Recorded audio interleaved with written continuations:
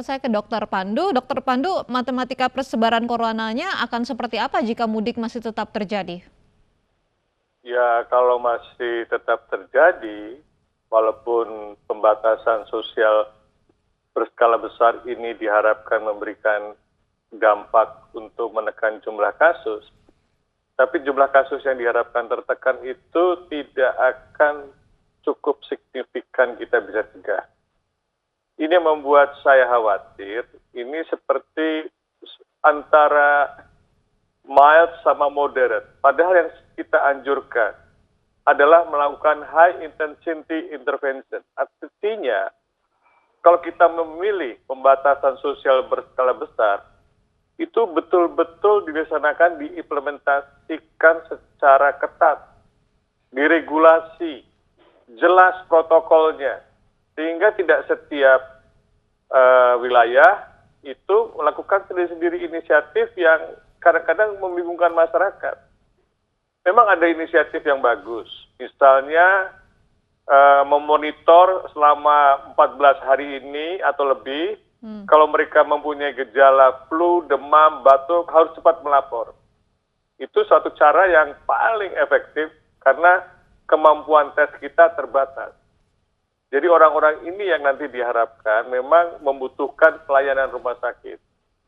Orang yang positif, tidak mempunyai gejala yang berat, membutuhkan atau ini, tidak perlu dirawat di rumah sakit.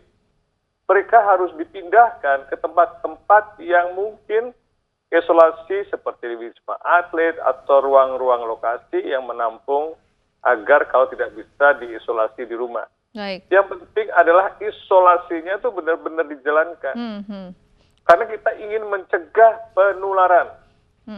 Dan penularan itu yang menjadi sense of emergency, urgency. Sehingga setiap kebijakan itu benar-benar bermakna dan memberikan dampak yang besar. Tapi masyarakatnya juga harus disiplin begitu ya, Dok ya. Saya ke Dokter Ari, Dok, jika aktivitas masyarakat, kemudian perkantoran, bahkan mudik masih terus terjadi, kemungkinan terburuknya akan seperti apa? Ya, kemungkinan terburuk sesuai dengan prediksi bahwa jumlah kasus akan meningkat dalam belasan ribu di akhir April atau di awal Mei, itu kita bisa bilang.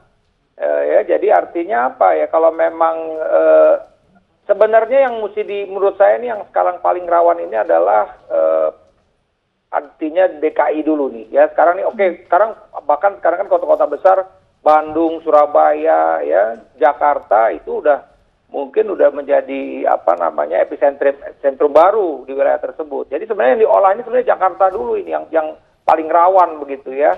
Karena apa? Jumlah kasusnya terus meningkat ya, dan kemudian juga kan Pak Gubernur juga menyampaikan bahwa yang meninggal itu sebenarnya lebih banyak di dalam tanda petik ya, yang memang diduga COVID ini. Jadi sekali lagi kunci itu Jakarta sebenarnya. Kalau tapi sekarang kondisi Jakarta masih seperti ini, kembali lagi ya, sekarang kan rumah sakit juga sudah kewalahan, ventilator juga terbatas. Kita sudah melakukan analisa pada pasien-pasien yang meninggal ini kan ini angkanya udah hampir 10%, sekarang 9, sekian. Itu berhubungan dengan keterlambatan pasien datang ke rumah sakit rujukan, dan juga artinya terlambat juga untuk mendapatkan ventilator karena ventilator memang juga penuh.